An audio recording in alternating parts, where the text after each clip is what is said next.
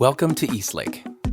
We are an inclusive faith community dedicated to the free search for truth and meaning, seeking to live out a more just and life-giving spirituality in the modern world.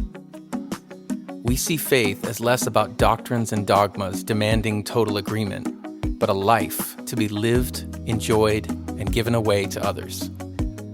What unites us is a growing awareness that life is a gift and love is the point. We welcome the entire human family, regardless of race, age, creed, physical abilities, marital or economic status, gender identity, or sexual orientation. So if you are curious and have come to see, if you are tired and have come to rest, if you are grateful and have come to share, if you are journeying and have come to grow, if you are wounded and have come to heal, if you are joyful and have come to shine, welcome home.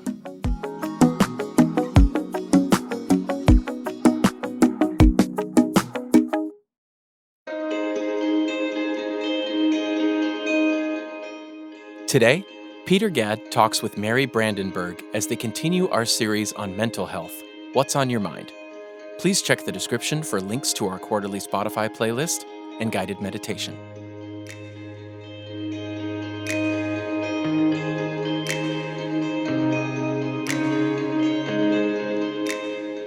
Well, hey, everybody. Thank you for tuning in or jumping in and watching this part of our series. We're continuing our series on mental health, and this week we get to hear from Mary Brandenburg. Is it Dr. Mary Brandenburg? Is that the correct term? No. Just Mary Brandenburg. Okay. Well, I am a master's level clinician. Master's level clinician. Okay. Well, it's certainly more educated than I am on the topic. So thank you for jumping on this call. For those of you that are just kind of jumping into this series, we had actually Mary a couple weeks back join a panel as we kicked off the series, which was awesome. We had Mary and Sarah Hansen and Bart Campolo kick off just kind of a general discussion on mental health.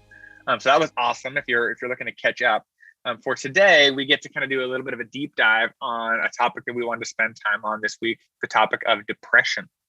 So obviously, we're going to go a number of different directions, but let's start with, I think, this topic, depression, Mary. And thank you for kind of sharing your expertise with us. As we're kind of starting, I know you kind of came prepped with some stats, just kind of about how depression has maybe become more commonplace, or we're seeing some statistics related to that. So why don't you start, and then we'll kind of see where we go. Okay, well, as Peter said, I'm Mary Brandenburg. I'm a licensed mental health counselor working at Dayspring in Issaquah. However, really, I work from beautiful Mount Pleasant, Utah. Oh, Yes. Beautiful. Beautiful, yes. Love it. And I have a view of the mountains in front of me. And if I were to go to the other side of the house, I'd have a view of the other side of the valley. So Oh, it sounds wonderful. it is wonderful. And I see clients in Washington, and I do only mental health. I majorly see adults. I see both women and men, once in a while couples, and I have some high school seniors, just to keep me young and to keep me informed on the language.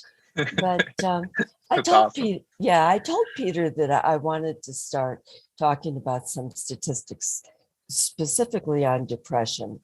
And before COVID that hit, the overall prevalence rate in the United States pre-pandemic was 8.5%. Now, of that 8.5%, you can break that out into different categories. And the people who are most depressed or who report depression are between the ages of 18 and 25. But starting in the early part of the pandemic in 2020, those rates went up to 27.5%. And presently in 2022, I just checked my statistics this morning, we're up to 32.8. Wow.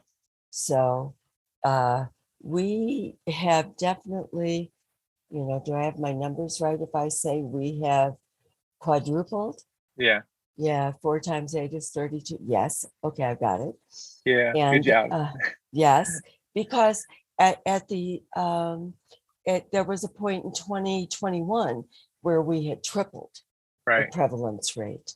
So Were there changes related into ages, like the most reported ages? Is it similar, still ages of 18-25, or are we seeing changes there too? And maybe you don't know off the top of your head, but well, yeah, I can't give you the exact numbers, but adolescents, absolutely for sure.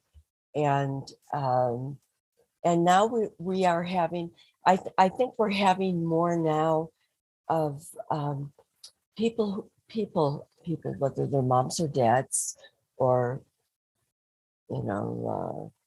whatever, who are home all day with children. Yeah. And I think I saw that rate at about, out of that whole 32.8 is it's about a third of it. It's 31 point something percent. So yeah. Amazing. So it has definitely affected people.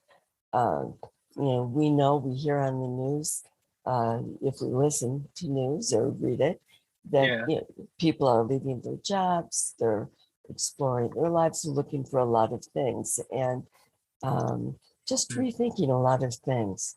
So you may be wondering, what is depression?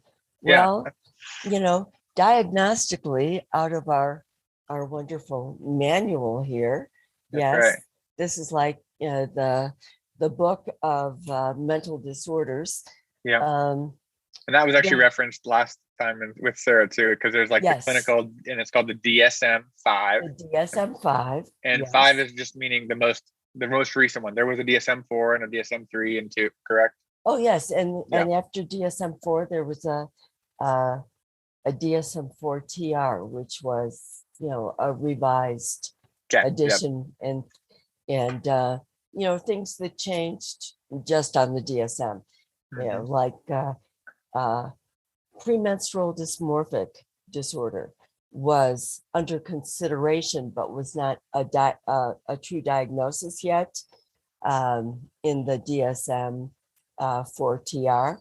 But now it's included in the depressive disorders in the DSM-5 because they've got 20 years of research, in the times between. Right. So, and the DSM stands for, you said diagnostic. I just want to make sure I understand the diagnostic acronym. And statistical manual. Okay. And it's used not only by counselors and therapists, but it is from the American Psychiatric Association.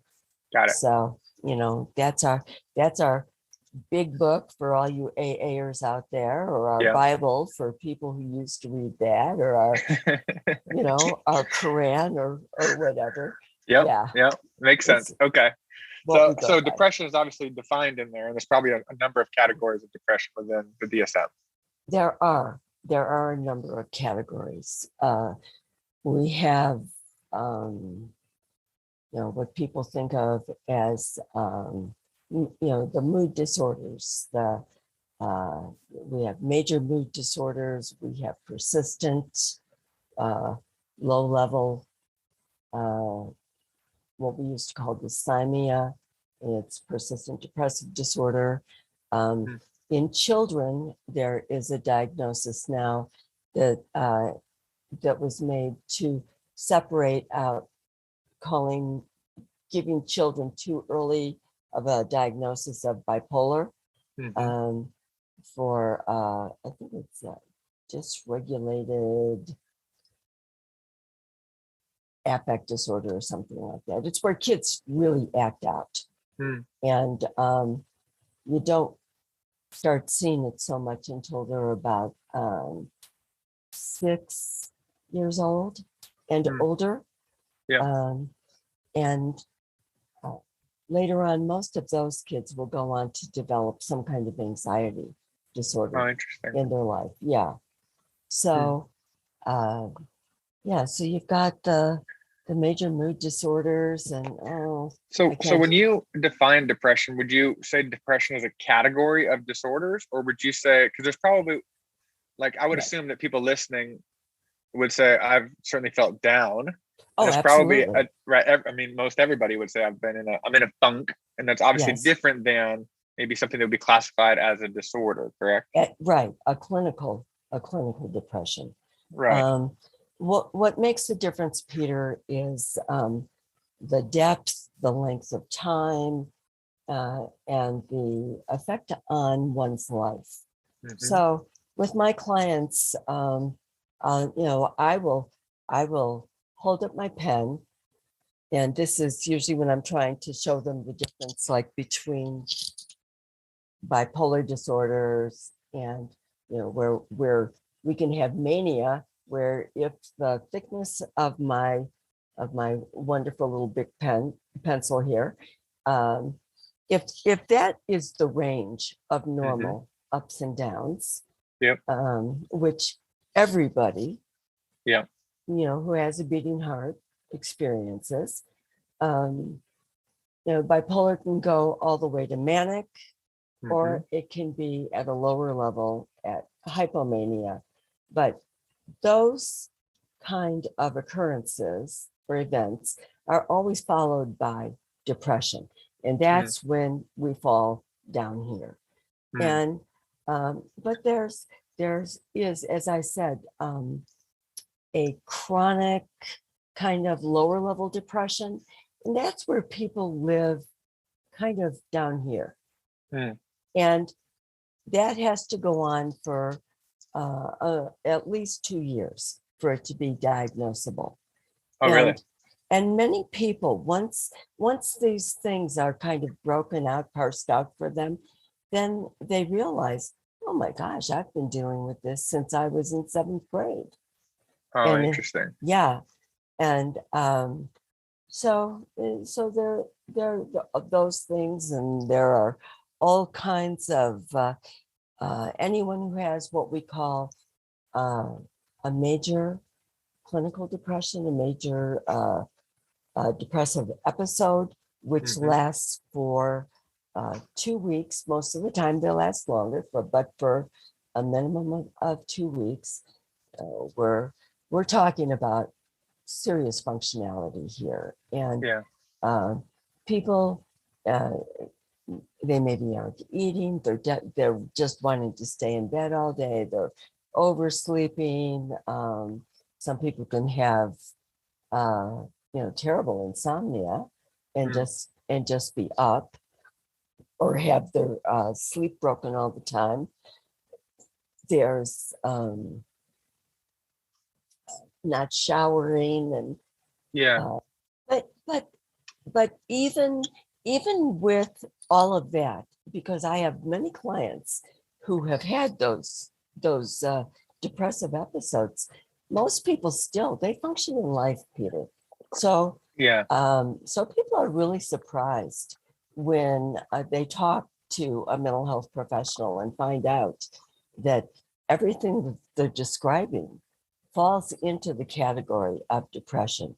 I mean, Mm. we're sad and we grieve after people die. Yeah. But there, if it gets really extended, then and goes on for years. Yeah. Not that there's ever truly closure Sure. in grief, but there usually comes the time where people start to get on with life, and memories Press on. become Right. more pleasant than painful. I'm curious maybe to pause on that kind of topic, because you're kind of speaking to these depressive episodes, and like, based on your experience, would you say, like, I'm kind of hearing you say maybe that sometimes people aren't even aware that they are experiencing depression, and then maybe they experience an episode of it being lower or worse, and then they go see a professional. They're like, oh, could you highlight that example of, like, I've experienced some of these symptoms since 7th grade. So is depression an underdiagnosed, like clinical depression, an underdiagnosed thing? Or would you say maybe we're getting better at communicating it. Because I was even thinking about those COVID stats. Like, I wonder how many people were experiencing some of those symptoms, but COVID heightened some of the negativity, right? So it kind of, the light was shining on many aspects of their lives, but also the disruptions that of normalcy, of being able to get together with friends and go have coffee or go to a happy hour, or wine tasting or out to dinner, and just normal things that are good social outlets that help emotionally regulate us as human beings. And yes, I mean, if people have a clinical episode, somebody's going to notice, because they're not getting out of bed. They're really dragging butt. Their performance is low because it affects day-to-day functioning. But you asked a question before about depression, and this is really true about anything in mental health. Everything happens along a continuum, so when we're down here, there's a whole range that is really normal. My dog gets cancer, and there's no saving him, and I have to put him down. I cry, I'm sad, and I'm sad for a while, and that's normal. And kids get depressed, but it is when it starts to affect our relationships, and when we one of the things of depression, and it doesn't even have to be clinical depression, that major down here kind of episode is we withdraw from social contact. So I kind of have a question in my mind. I know that there are depressions that are caused by medication. I really experienced depression when I was going through chemotherapy my first time. It didn't get me so bad, 6 years later when I had a different cancer and a whole different chemo, but I was prepared for it this time. So there were steps that I was able to take to support myself and to ask for help. Hey everyone, it's Kristen. Just wanted to take a moment to say thank you for tuning in. I hope that you're finding these messages helpful for you in your everyday life. That's what we're trying to do here, is gather around the idea that life is a gift and love is the point, and let's give ourselves ways to move forward in that in our own everyday world. So I wanted to take a moment to say thank you for being a part of this community. To those of you who have participated and given financially, we want to say thank you to you.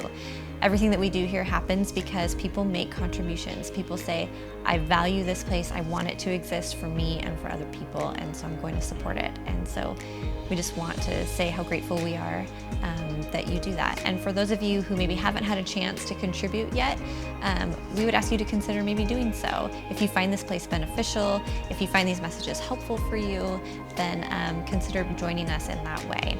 You can go to eastlakecc.com to make a contribution, and we just always are thankful for the people who want this place to exist. So thanks again for tuning in. Let's get back to the message. I'm curious, when you think of, were there other directions you wanted to go before I start asking more questions? Go ahead. Okay. Ask questions. I'm curious when, as you're that's kind of a helpful start, I think, to just a general overview of depression. When we think of like contributing factors to depression, one of the things that I heard in our previous discussion, Sarah brought up the idea of trait versus state. So trait would mean like, I'm an anxious person in our discussion last week.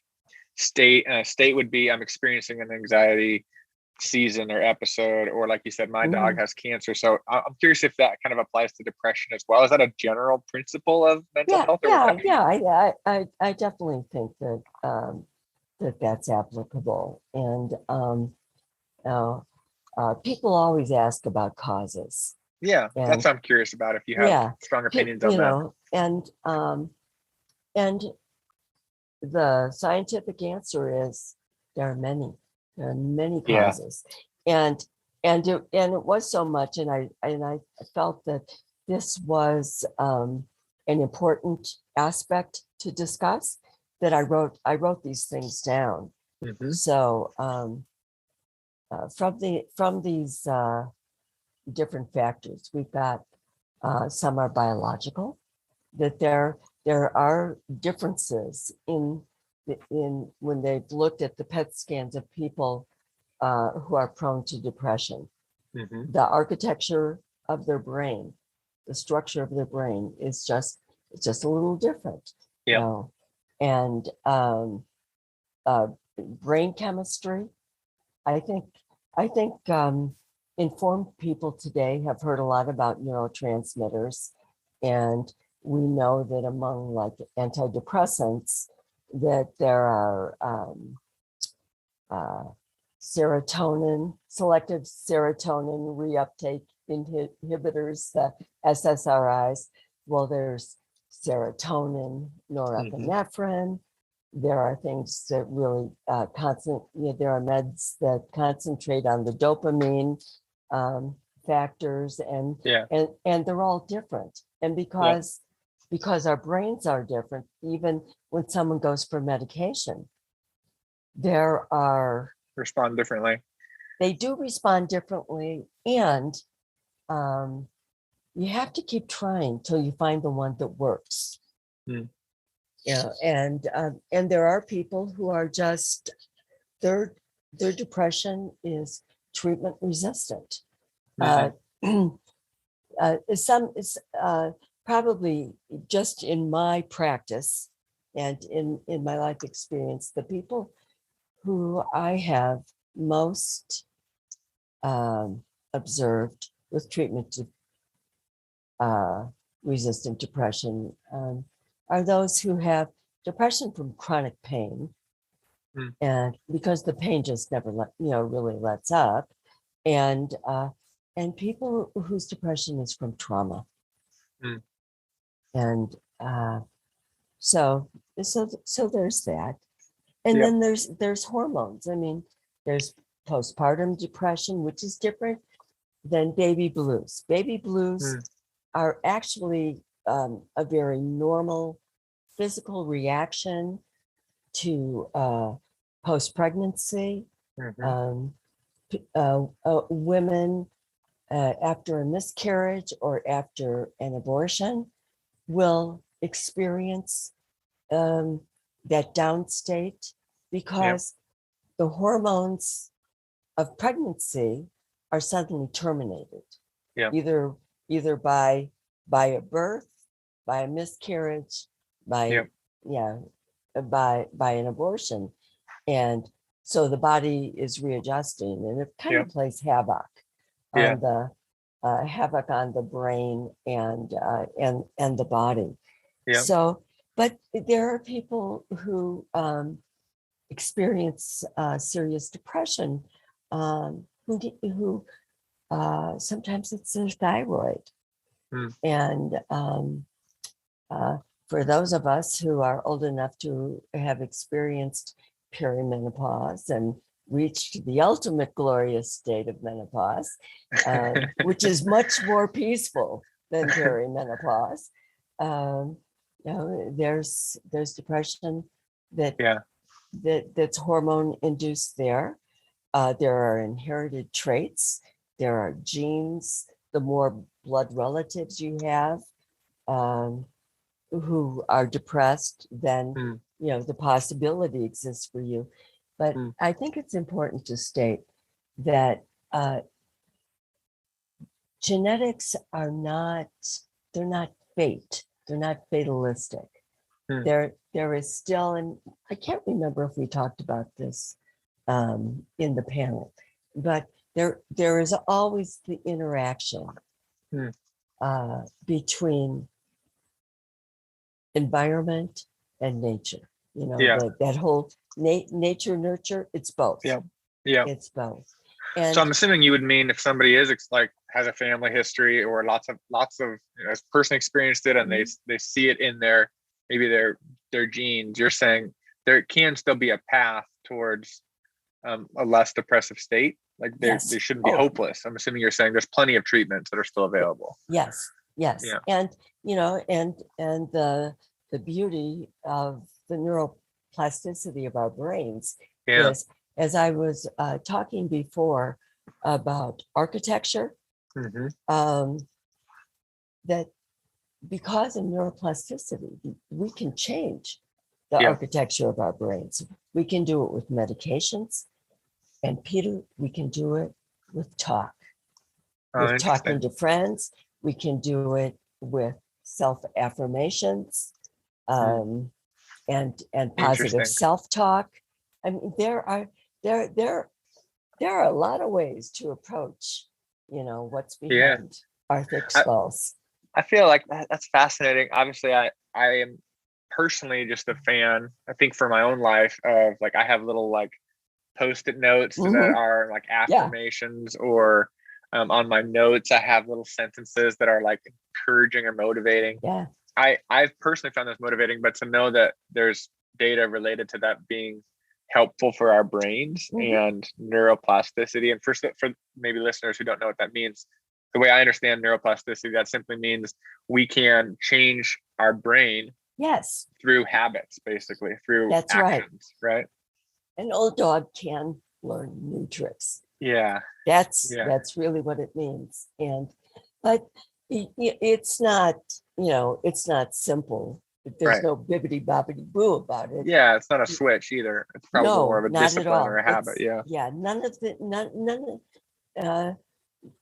it's process that brings progress. And I have an example in my own life of using affirmations. And I had some complicated, serious multiple traumas, and this is before they were all dealing with sexual abuse. And this was back in the day before EMDR and the wonderful trauma treatments that we have now. It was before Bessel van der Kolk was publishing his research, and he was just doing it. And I used to run the Sammamish Slough.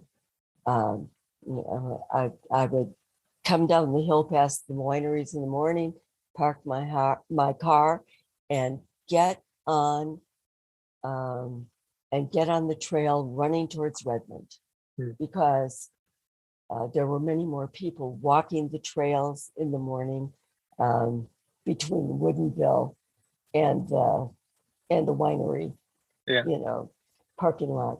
Well, I guess there's ball fields there too, but it's just such an iconic place for the wineries. And I would run,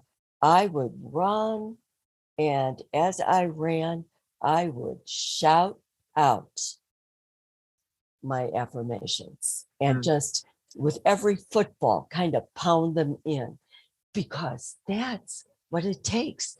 You have to be intentional. You have to be deliberate. You have to be persistent. What you said about habit, it's repeat, repeat, repeat. And I even talked to a woman this week who I've been seeing on and off since she was 14 years old, and she's in her 30s now and working on a doctorate. She is an amazing, amazing woman. And for her, coming out of her last funk that I had seen her in a couple of years ago, it was making a small change. She was so depressed. She didn't want to get out of bed. And she would start washing her face every day. Hmm. Just wash your face. And now this woman, she's a medical health professional. She has an intense job that that she has been recognized for her focus. But boy, I mean, she could go to work and she could function and she could save lives. But when she came home, she fell apart. Yeah. And that's what's deceiving for people about depression, that they think, oh, I do fine in my life. Right. Yeah. Well, maybe not so much. Right. On the outside or on the visible side of their life, for sure. Yeah, that mask that we wear in our persona.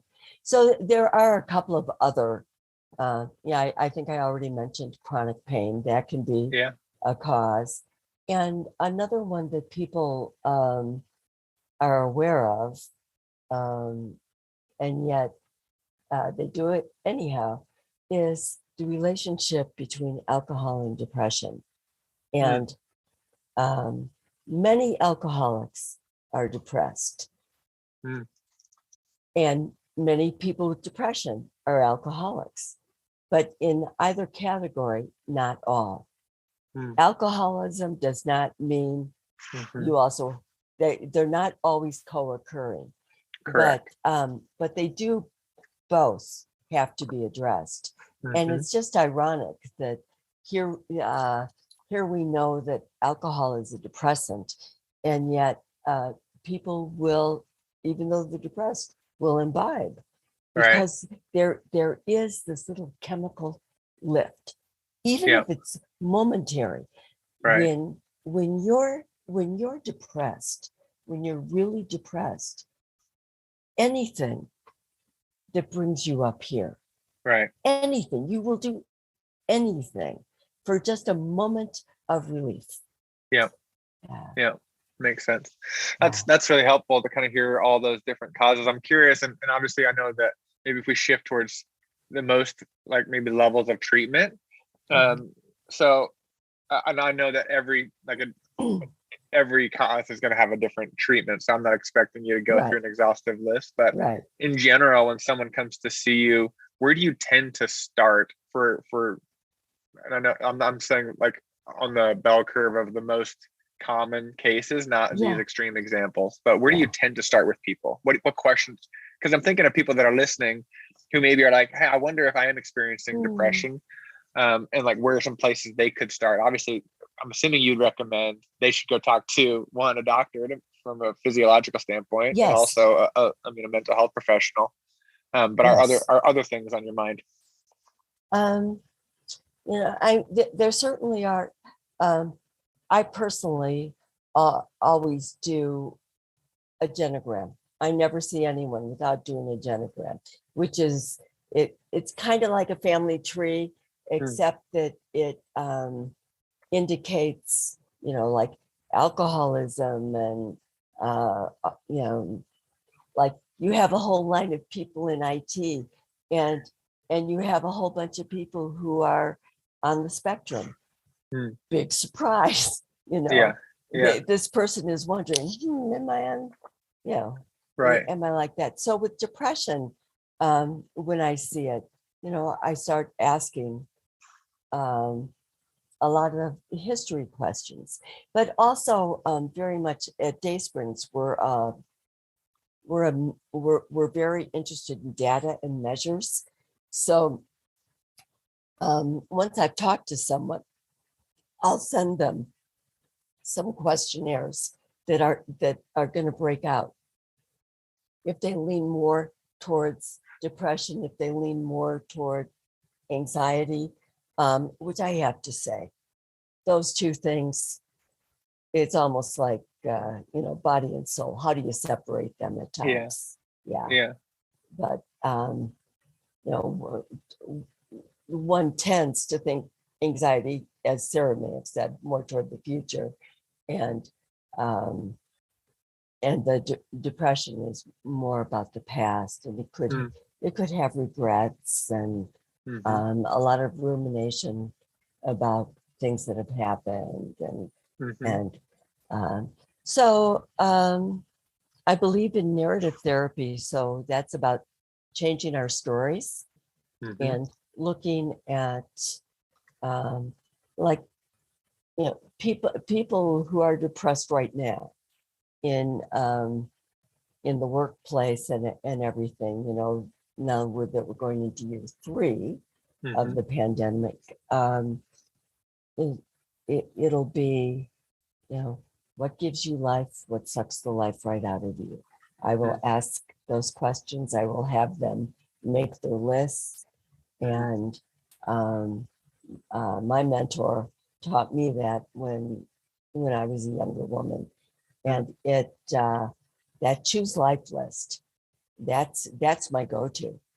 That is my absolute go-to for people, because I'm always encouraging people to choose life. And when people are depressed, I know this from having experienced real deep depression myself. The sun is shining on your face. Yeah. And you can't feel the warmth. Mm.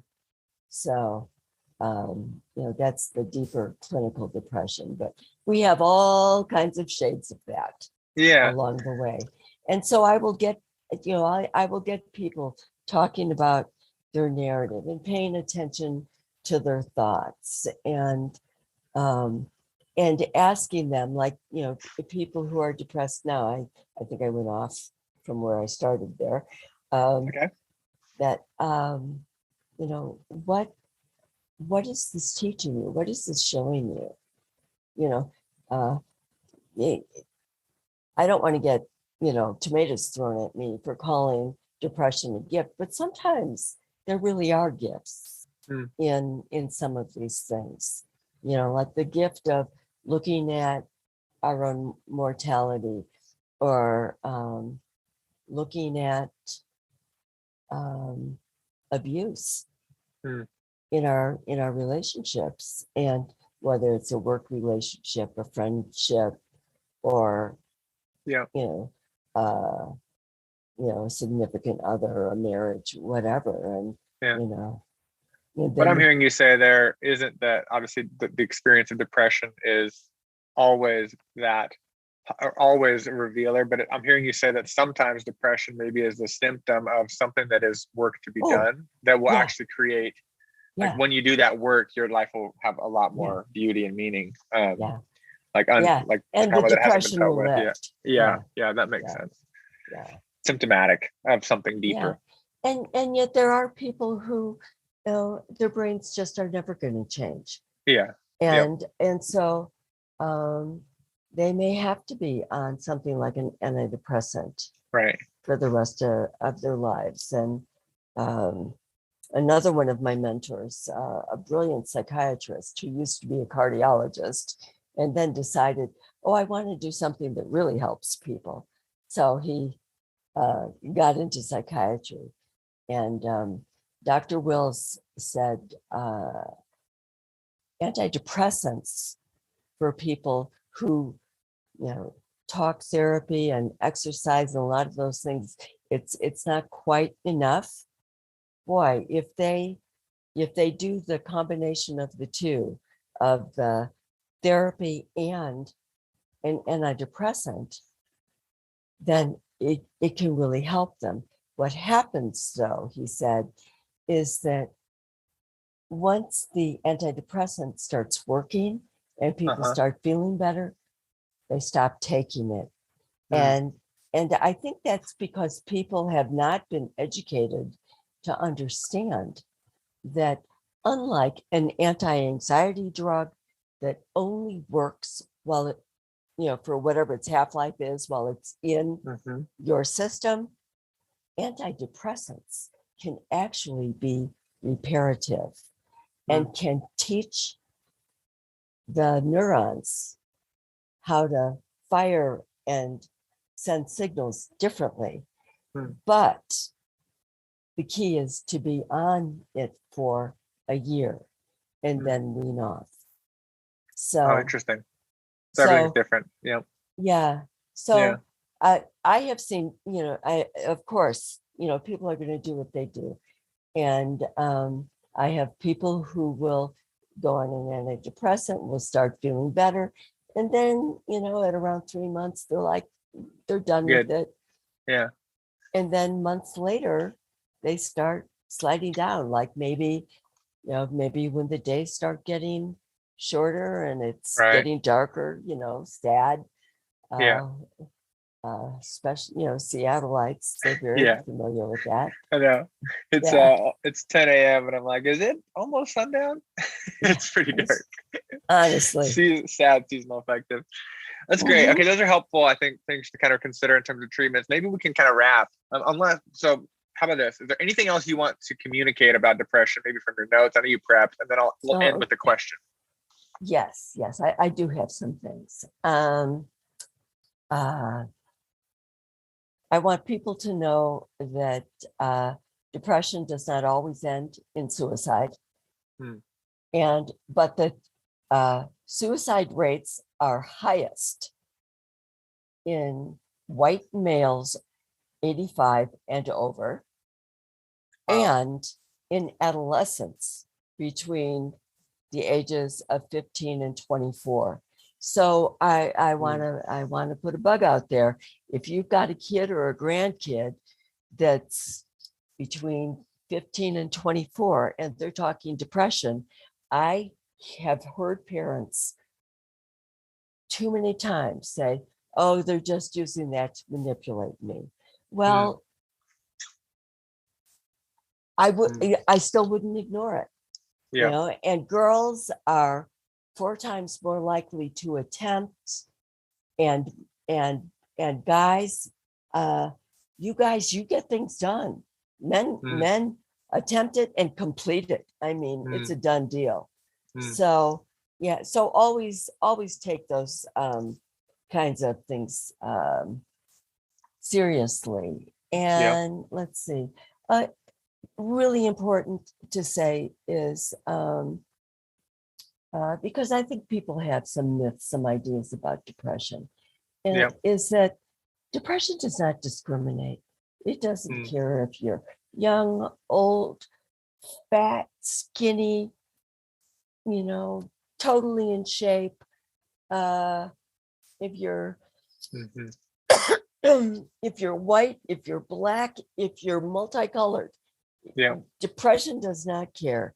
And depression is a joy stealer. We have a word for it, anhedonia, where you lose pleasure. You no longer take pleasure in things that normally gave you joy.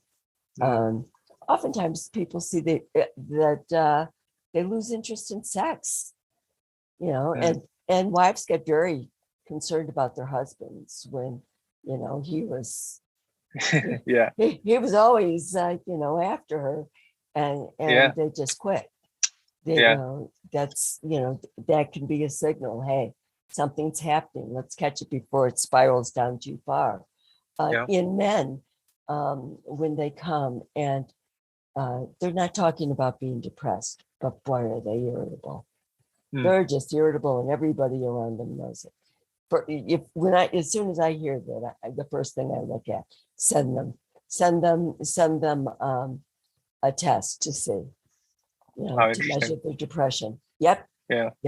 Because culturally, maybe a more acceptable expression of it. Yeah. Absolutely. I think that's why and in some cultures, it's just not anything mental health, not allowed. So it's all somatic expression. Oftentimes in women, fibromyalgia is depression manifesting somatically in the body. So really? Yes. Another psychiatrist I learned that from many years ago. So it's not weakness of character that people get depressed. It's not like they have a choice. There's no volition involved. And depression is complicated, it's exhausting, it's unpredictable, And and the biggest thing I can say is ask for help. Yeah. Start somewhere, someone you trust, ask for help. Whether it's a friend, a family member, a spiritual leader, some kind of, faith person or whatever. And I want to say, it's okay. It really is okay. I'm talking to you if you're depressed. It's okay to not be okay. Yeah. It's not your fault. It's not your fault. And there are things that can be done to pull you back. Yeah. So I love that. I think that's such a great message, Mary. Thank you for sharing that. Yeah. I wanted to ask a follow-up related to when you said weakness of character. It's not a weakness of character, and there's no volition involved. I'm assuming that's probably a common, maybe shame-based thing that many people carry, right? What prevents them from going and asking for help is, if I just tried harder, if I just worked harder, I can pull myself out of my depression. I'm assuming is that a common thing you hear from your clients? And there even this beautiful Black woman that I've had the privilege of knowing. It's like she's like, Mary, I'm not allowed to be depressed. I'm a Black woman, and the myth is that Black women are so strong and we can handle everything. But depression it's kind of like the line in Braveheart when the king is dying, and the upcoming queen comes and says to him, death comes to us all. And it can be the same with depression at one time or another in our lifetime. We will experience, maybe not all the way down here, but we will get here. Bereavement can bring us to here.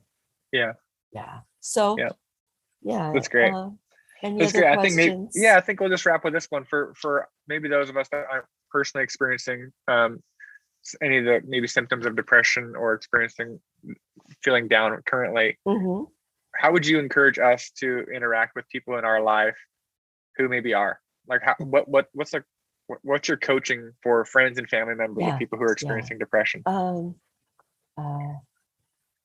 Kind of like it for people who know anything about the Old Testament or Jewish tradition, that when people die, the friends come and they sit with them.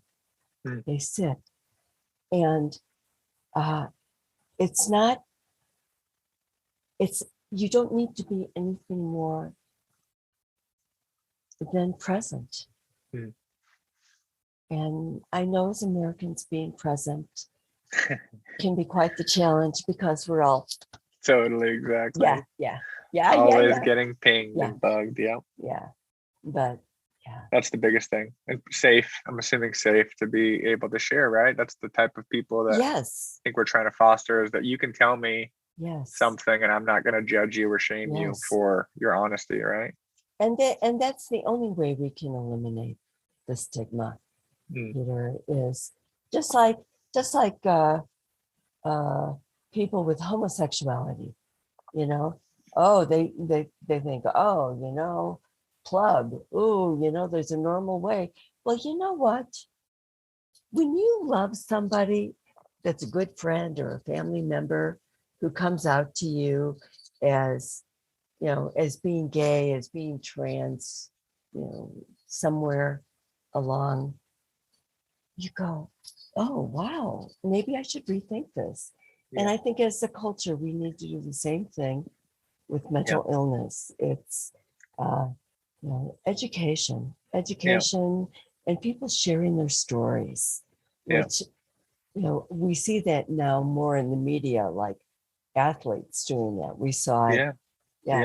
We saw it quite recently. I've heard that shared too. Your position, your perspective on a category of people always changes when you love somebody deeply who is in that category, right? So for somebody who is depressed, when you love somebody deeply who's experiencing depression, suddenly your perspective, your input, your feedback is always Yes. different when you Yeah. truly really love somebody who's experiencing that. So Yeah. I think that's a great note that you're highlighting Yeah. that I think we should Yeah. end on. So Yeah. that's beautiful. Thank you for today. Thank you for sharing your thoughts and your expertise. I mean, if you think about your experience of investment and mental health, this series is to try to hopefully give people the chance to benefit from all that experience and all your hard work in that field. So thank you for today. Thank you for investing in our community. Thanks everybody for listening, and have a great day. You too, Peter. Thank you for joining us. To make a donation, head to eastlakecc.com/donate.